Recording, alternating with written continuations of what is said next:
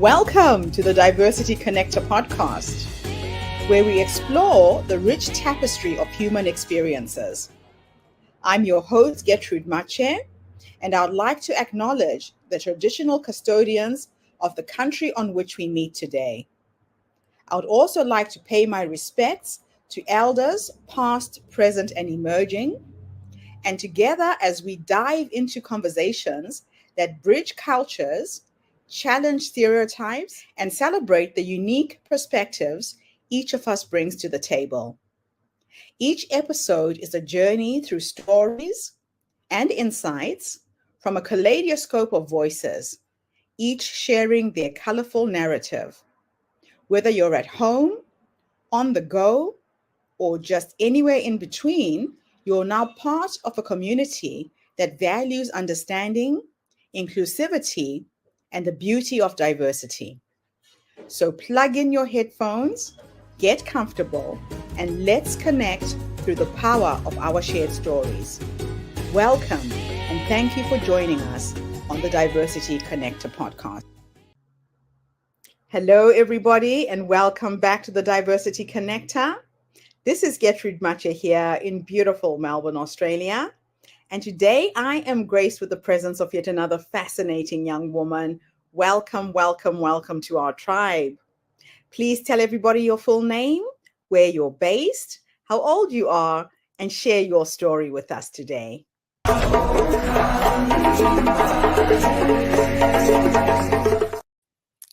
Hello, I'm Ettie Bailey-King. My pronouns are she, her. I'm based in London in the UK, and I think I'm 33 today. It's the morning, so I hope you'll forgive me. So I'll just share a little bit about myself. So I'm an inclusive and accessible communication consultant. So that means that I work with organizations, mainly nonprofits, but it can be anybody who's interested in equity and justice. And I help them to tell stories and to use language in a way that is inclusive, accurate, and just.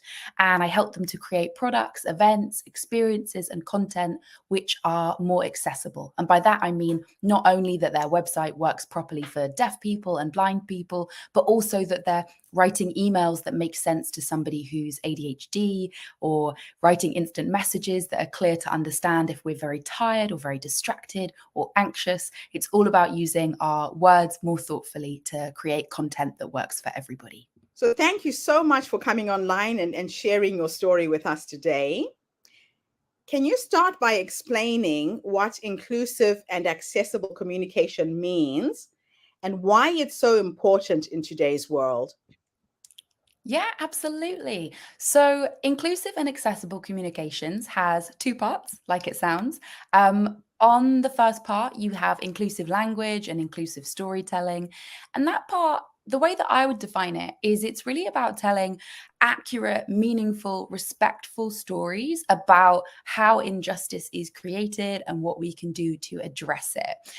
It's about using language which places the blame in appropriate places. For example, when we're talking about racism, sexism, ableism, and so on, making sure that we use language that highlights that the problem is not being a woman, the problem is sexism. The problem is not being a Black woman, the problem is anti-Black racism. So being really specific about the issues that affect people, knowing that the way language is structured can really change how we see the world.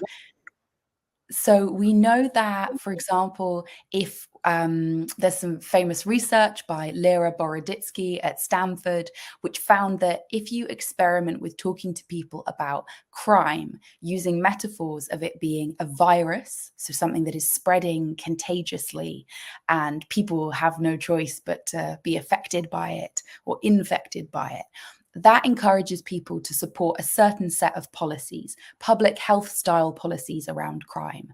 If you present crime using metaphors of it being like a beast which stalks through the city, targeting its prey, this encourages people to support very different policies, much more tough on crime style policies. And that has really practical real world impacts. There's so many other studies around tiny shifts in language, which make us see things differently, remember things differently, and behave differently. So in inclusive language, we harness that knowledge and awareness of how much language can shift our perceptions of reality. And we use it to be accurate, respectful, and to compel people towards taking action towards justice. And on the accessibility side, so accessibility is often defined using somewhat technical definitions. So if you work in content, you might be familiar with PAW, which is the acronym describing how accessible content needs to be perceivable, operable, understandable, and robust. And all of that technical piece is true and important and valid. But really, the way that I'm working with accessible content is this much more everyday idea. It's how do we make content that means people get what they need? So not only that if I'm blind or deaf or hard of hearing, I'm able to use your website, but also if I'm tired, distracted, sleep deprived, anxious, so many other things, whether I have one of any form of neurodivergence, it's about learning to communicate in ways that will work for more and more people. And what I do is bring those two things together, the inclusive language piece, the accessibility piece, and I make it one style of equitable communication, basically. What inspired you to specialize in inclusive and accessible communication? And how did your journey in this field begin? Mm-hmm. Sure. So I've always cared really deeply about injustice. It has always just got under my skin, made me furious ever since I was a very, very small child. And throughout my 20s, I did a number of different jobs. I worked in loads of different sectors and roles. And when I was 27, I started working in communications and content roles. And my first ever job was in an INGO, like philanthropic foundation. And after that, I worked in various other INGOs.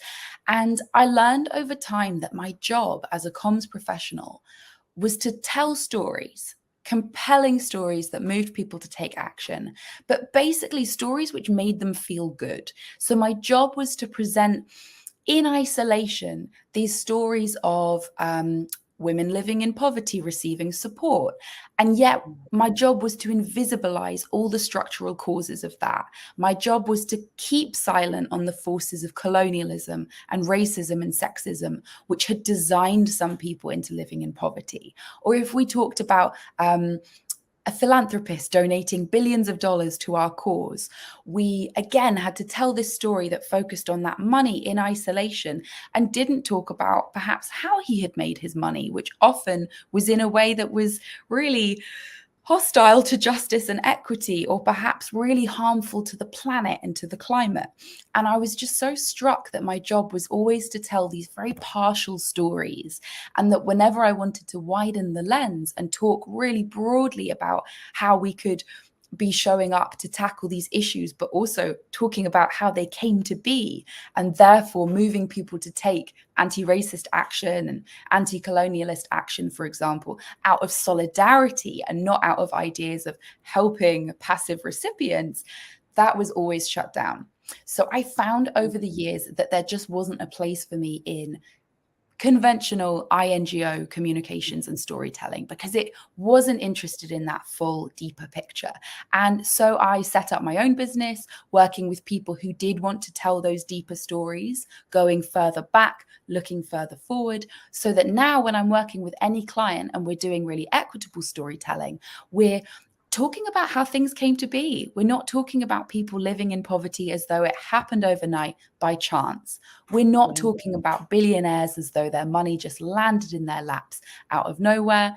And we're not talking about racism, sexism, and ableism and so on as inevitable features of life. They're not inevitable. They were designed, and we can design our way out of them. So, what are some of the most significant challenges that you've faced in this field? And conversely, what has been the most rewarding experiences?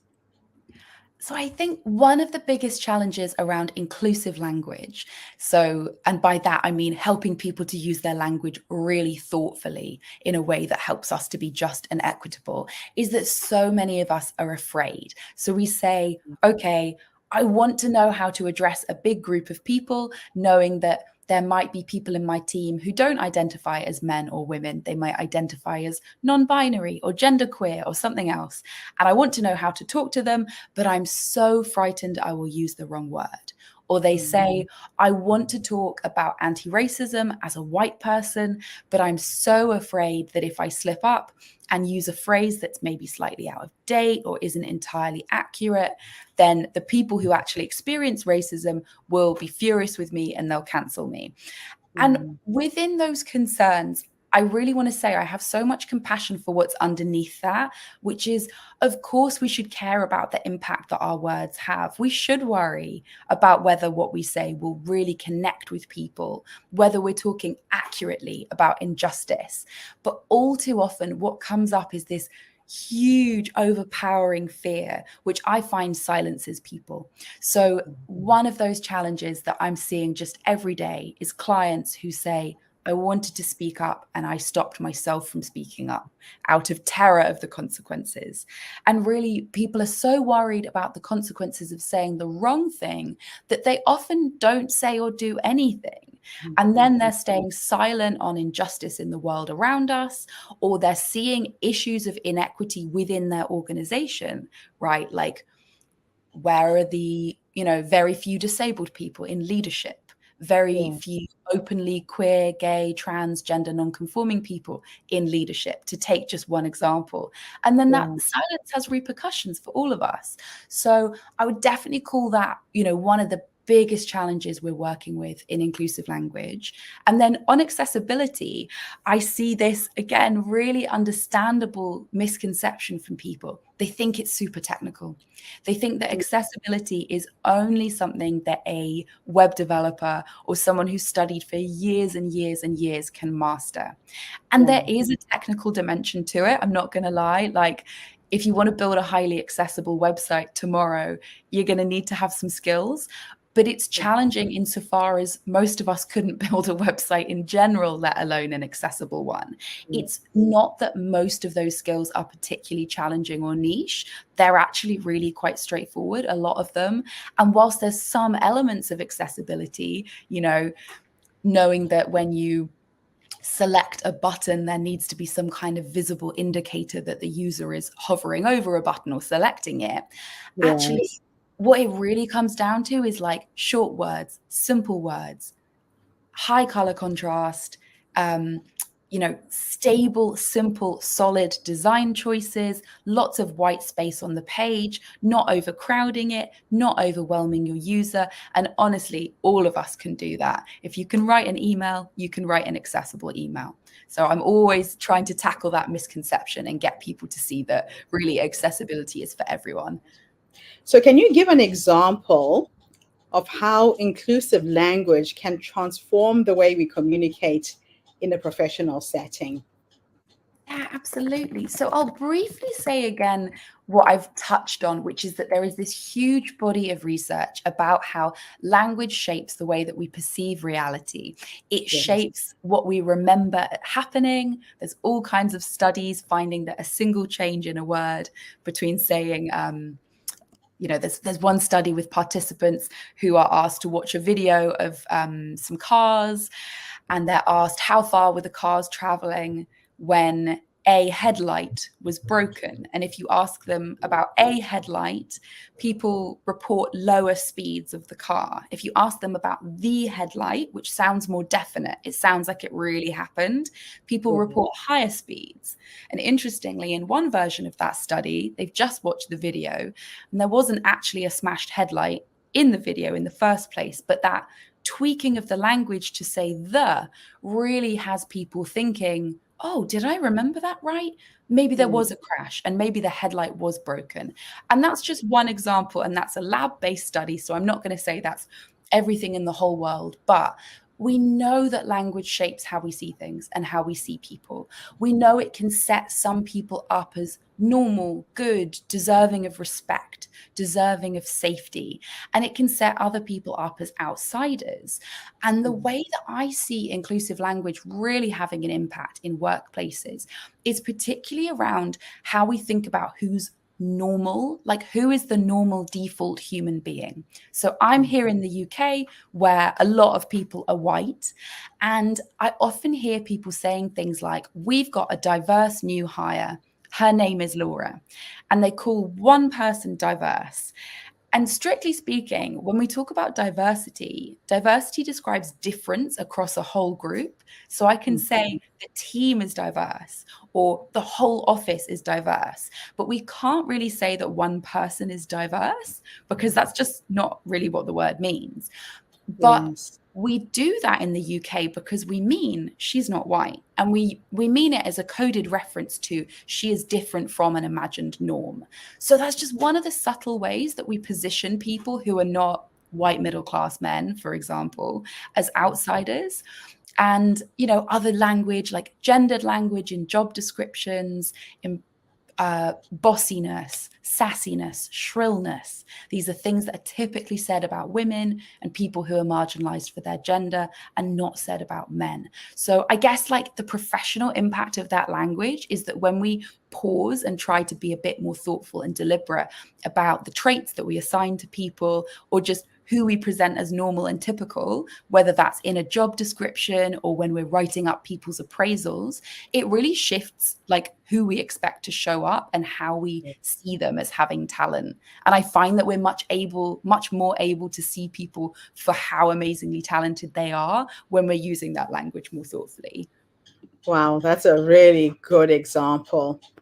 So, how do you approach making content accessible for people who are neurodivergent or disabled? And can you share some key strategies? Yeah, totally. So I'll say a little bit about what disability and neurodivergence are, and then Mhm. I'll talk about how we can make our emails, websites, social media posts, and so on more accessible. Yes. So a lot of us probably grew up with something, this kind of understanding of disability. You have a disability if there is something in your body, like you are, let's say, born blind or born deaf, or you have some kind of physical or sensory difference, and we understand that to be in your body. And we say, oh, this person has a prosthetic limb, and that is what gives them their disability. So that's how I certainly grew up thinking about disability. It's here, it's inside my body. And that is known as the medical model of disability. And one Mhm. of the upshots of the medical model is that we can tend to blame disabled people for the state of being disabled. In the 1970s, activists came up with the social model of disability. And what the social model says is, and I'll talk about myself because I identify as disabled on a number of physical levels, and also I'm neurodivergent. But according to the social model, I can say I, Ettie, am disabled, and I'm disabled by social systems. I'm disabled by design choices. My disability is produced by context.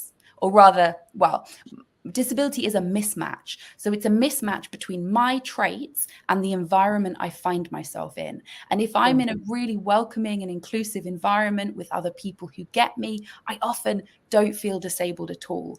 And then when I'm in an environment where people don't understand my needs, I suddenly experience high levels of challenge. So the other Yeah. day I was in the library, and I was making some notes on my computer, and I have a joint condition which causes me a lot of pain in my hands. So I can't always type with my hands. Sometimes I dictate.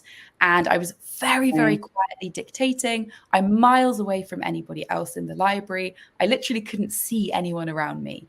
And the librarian came over and said, "No talking." And I wasn't bothering anybody. She shut me down. And in that moment, I couldn't take my notes. As soon as I left the library, I felt undisabled because I was allowed to speak again. But it was the rules of the library which produced that challenge for me. Just like Yeah. we can say for a wheelchair user, it's not the fact that she uses a wheelchair that disables her, it's buildings with steps, or it's buildings without lifts or elevators, or without, Yeah. proper accessibility design. Ramps. Yeah. Exactly, exactly. So that's the model of disability I'm working with, that it's all about social systems and design. Then a little Yes. note on neurodivergence. So neurodivergence is this concept coined by Kassiane Asamasu, and she's a multiply neurodivergent person herself. And it's this idea that there's a neurotypical brain, which is a kind of social standard. It's an imagined normal brain. And then there is neurodivergence, which is not a medical or physical fact. It's about differing from that imagined norm. And Kassiane Asamasu defines, under that neurodivergent umbrella, it includes things like being ADHD, autistic, dyslexic, but also other things that might surprise us, like having epilepsy or bipolar, schizophrenia, Tourette's, which is a tic condition. Yes. And the point she's making is that it's about many styles of thinking and perceiving the world which differ from what we imagine to be the norm, the sort of the hypothetical typical brain. And I think when we understand that it's really about kind of an identity, something that we can choose to see ourselves as or not, right? Yes. You might have a medical diagnosis of bipolar, but you don't necessarily have to identify as neurodivergent. Yeah. When we understand that, we can bring in that thinking about disability and really think about design choices.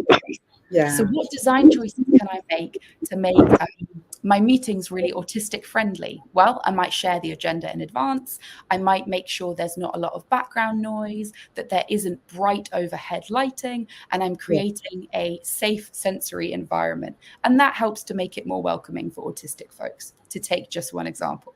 So when we understand those two concepts, disability and neurodivergence, we can also understand that, firstly, that's just a lot of us. Like minimum 1 in 5 of us has a disability of some kind, and it's probably actually much higher than that. It's 1 in 4 if we're including mental health conditions like depression and anxiety. When we include long COVID, I think that number is jumping higher. Yeah. And again, neurodivergence, the statistics are really ambiguous, and I actually don't like to quote any of them because I think they are such an understatement of how many of us are neurodivergent. I will just say that many, many, many of us are different in some way. And so, sorry. So we have this choice about how we design our content, and it comes down to some really simple things. So are you saying things using the most standard everyday language that you can? There are some great resources out there where you can check, like, am I using jargon? I've got heaps of things on my website to help people, but using proper everyday words, which you would use in conversation with somebody. If you would only write it down in a technical report, just don't be using it.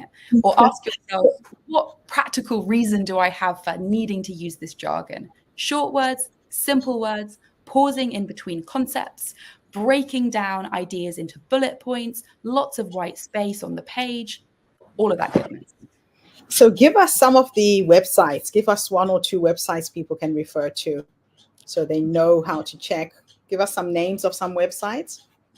Yeah, absolutely. Well, I would direct people to my website, which is www.fightingtalk.uk, because on that, you'll find a master list of accessibility tools and resources. So I've got links to things like AIM,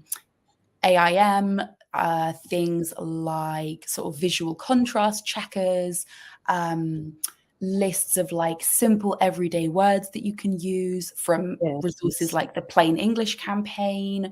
What else? Yeah, I've always just got a master list on there, and I'll be updating it so people can check that out. So I'm going to share your website at the bottom of the screen. Anybody is interested in finding out more information, you can go onto the website. All right, so my next question is, you offer power hours for personalized support. Can you share an interesting case study where this format was practically effective in addressing a client's needs?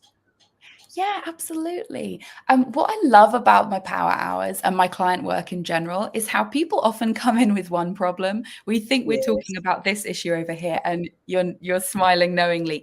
You uncover entirely different things. It's just amazing.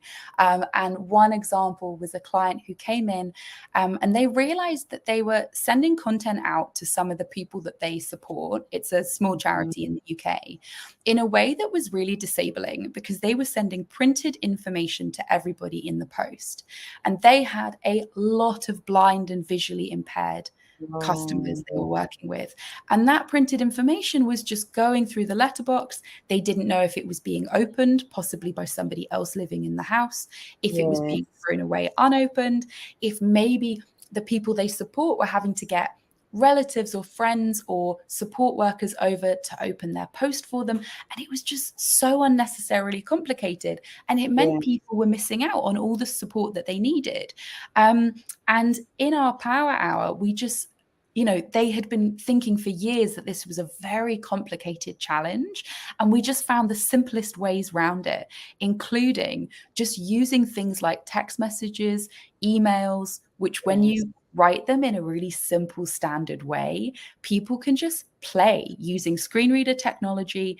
In fact, all of us is walking around with a screen reader in our pocket at all yeah. times. If you have a Oh, smartphone, right, you can just oh, set your smartphone to read content out to you. And we found yeah, all these incredibly quick and easy workarounds, which are now working great for that organization. So yeah. came to me with what they thought was going to be this massive project. And I was like, you're going to be out of here in a few minutes. We're fine. It Oh, was really very simple.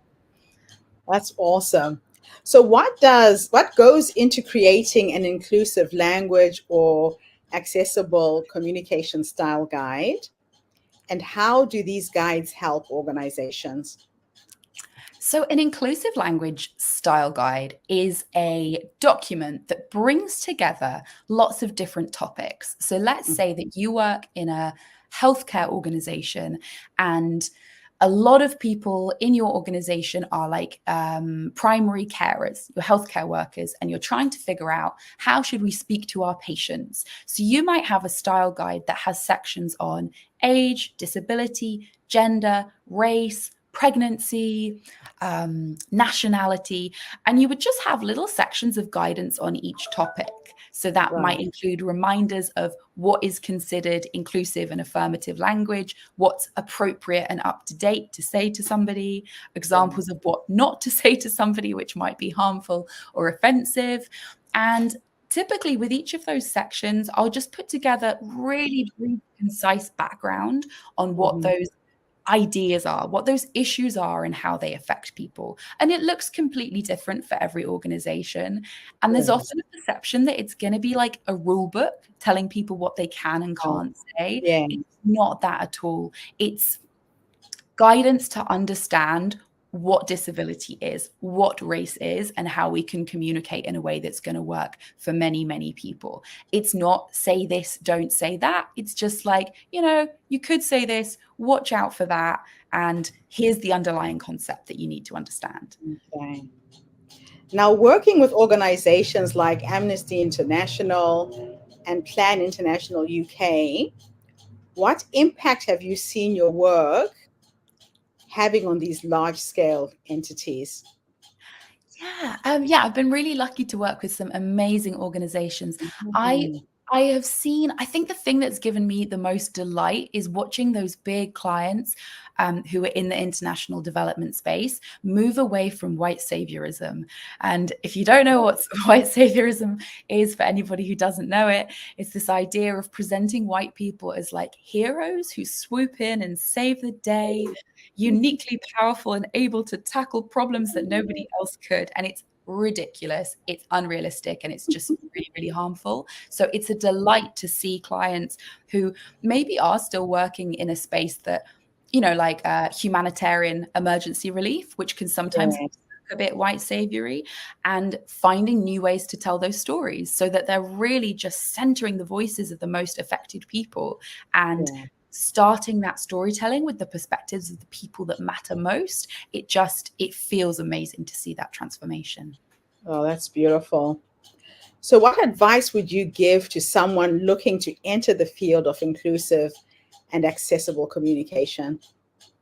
I think that on the inclusive language side, I feel like you need to have a really robust understanding of what systems of oppression are. So you need to be deeply, deeply immersed in where racism, sexism, ableism, classism, and so on all come from.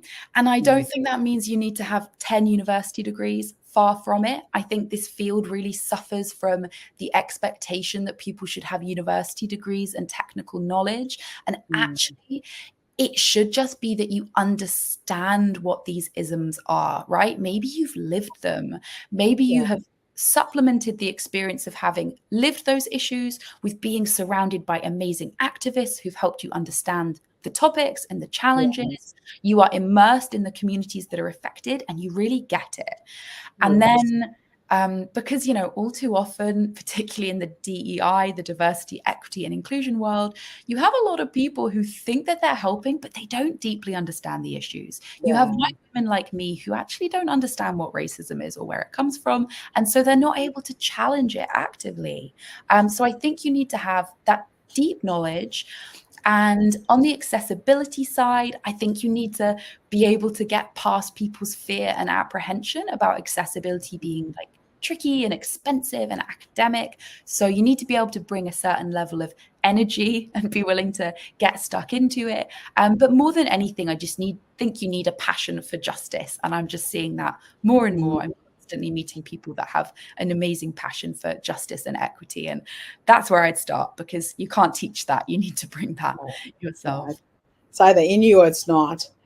So, my final question is, looking ahead, how do you see the field of inclusive and accessible communication evolving? And what new challenges and opportunities might arise?